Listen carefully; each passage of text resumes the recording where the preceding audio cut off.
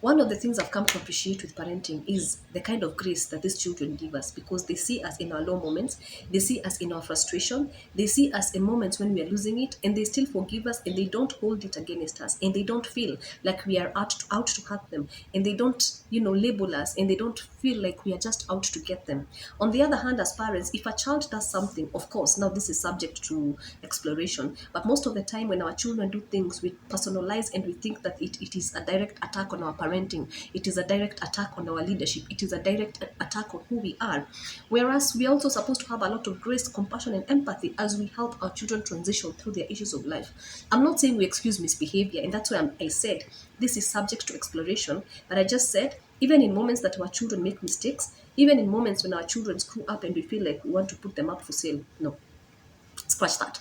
Even in moments that they do things and we are wondering, how did we get to this? Practice some understanding, practice some compassion, practice some empathy. There's something else I've also noticed.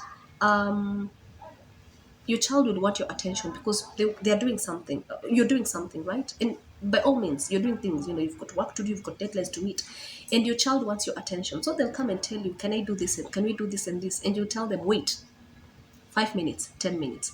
What happens? You'll end up taking a whole hour or so. Whatever you're doing is important, yes.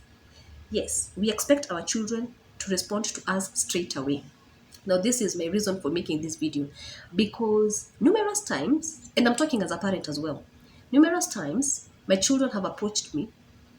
They want us to engage in some activity, they want us to do something, and I'm really, really involved in what I'm doing. So I tell them, wait, all right? And sometimes we end up even not doing whatever it is they had in mind, because my work or whatever had taken my time, like consumes all my time, and we don't have, we cannot even make up for the lost time. But at the same time, when I need something from them, I expect them to respond straight away. I expect them to respond immediately. The double standards. I know some of you will come at me and say children are to be seen and not to be heard. I know you tell me that you're trying to train them how to listen. But can we also emulate the kind of behavior that you want our children to give back to us? Because they will give us what we give them, right? If you give them criticism, they will give us back criticism. First, they'll start by criticizing themselves, and then at some point, they'll start criticizing you and your parenting and everything that you've done for them. We may not see what they are doing as important to us, but to them, it's very important. My call to you as a parent or as a caregiver, is it possible for you to just put on hold, as long as it's not an emergency, it's not a matter of life and death?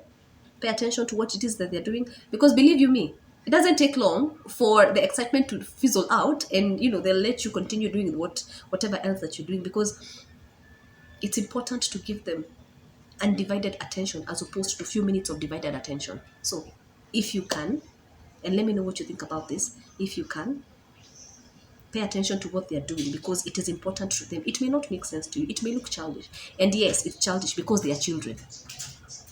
Just focus on what they're doing. Let me know what you think. Thank you for being here. Bye bye.